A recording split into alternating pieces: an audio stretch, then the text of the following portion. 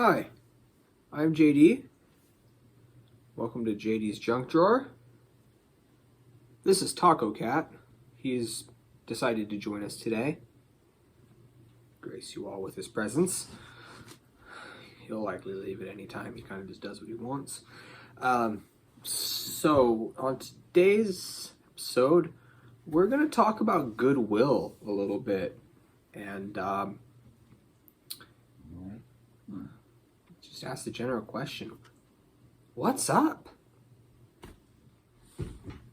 Damn, so really though, what is up with Goodwill?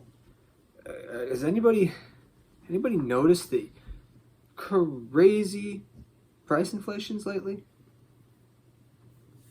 That place is supposed to be a bargain store. What happened to the bargain part of it?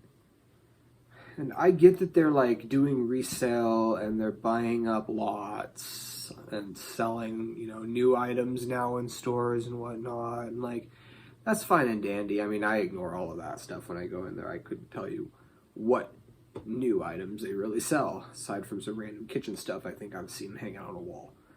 But what's getting me is like, I go to Goodwill, one of the first things I look through are the t-shirts. I look for band tees, cartoony stuff, pop culture stuff that I'm into that's before the 2000s, vintage. And man, like I almost always find stuff there.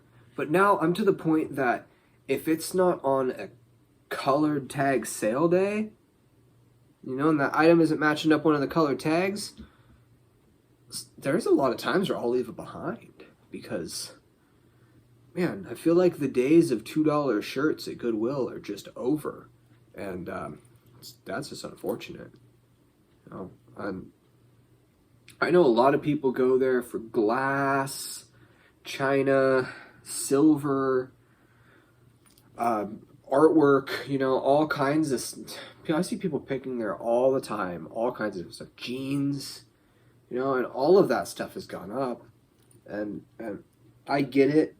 Goodwill has their little Goodwill programs that they're funding, but they were doing that a decade ago too, and the prices weren't crazy. I just don't see how they can really justify it with all the tax write-offs that they use and whatnot. I don't see how it translates into their pricing. It is just crazy right now. And they're being really selective about stuff. It's making it kind of hard for people to pick vintage there, I've noticed. Goodwill is to the point that they are turning down items and sending overstock items of stuff that they don't deem really worthy and sending it to basically donating it to other places for the tax write-off. And it's really killing the market a little bit. I don't know if anybody else has seen this in their area.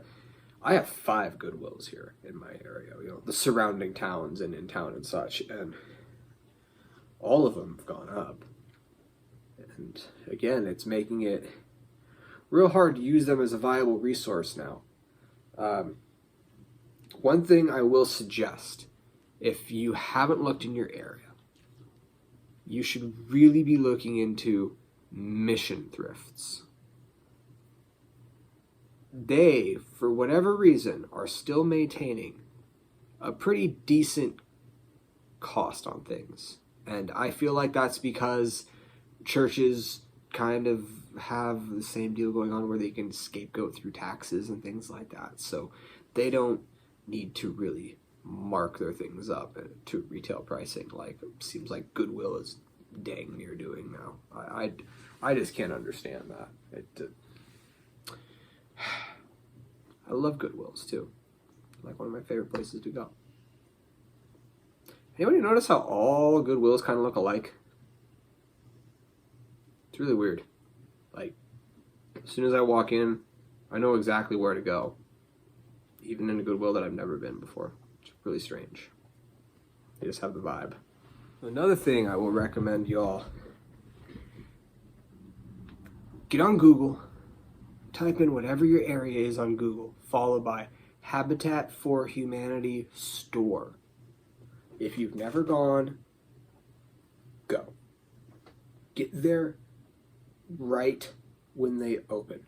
Be in the parking lot waiting. Really and truly. There are people who go there for all kinds of different things. And they try to get there first thing because they stock it at night.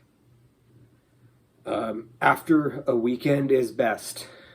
You know, the first day of the week.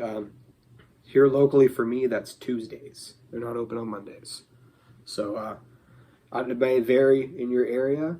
I highly encourage you checking them out and using them. They're not only great for finding vintage knickknacks of all different kinds, but if you're into crafting or selling craft items via Etsy, perhaps, you can find all kinds of good stuff there. And home furnishing stuff as well, if that's your thing. If you're into reselling home furnishings, all kinds of little knickknacks for really affordable pricings. It's a treasure trove anytime I go.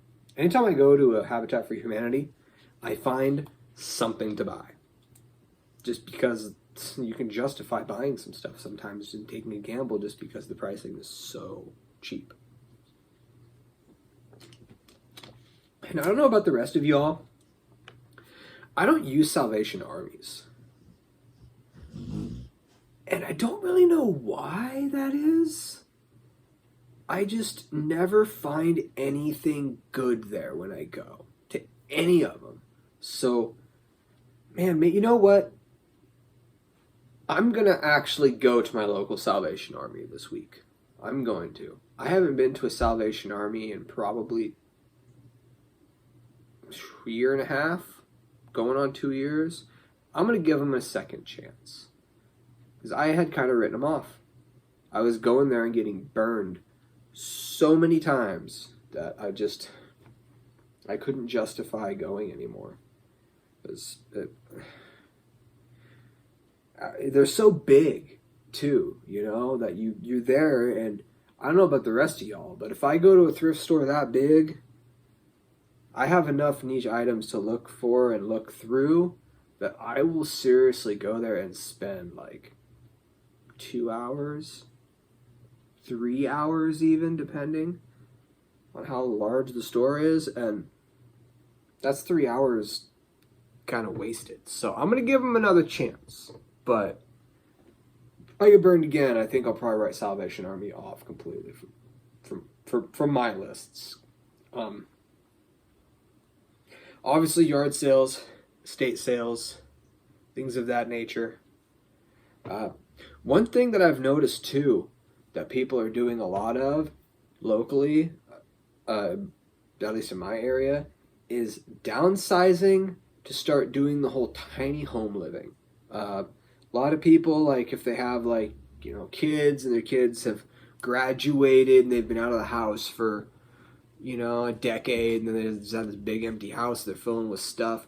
A lot of people are deciding to downsize, drastically downsize. Some people are even doing the RV stuff.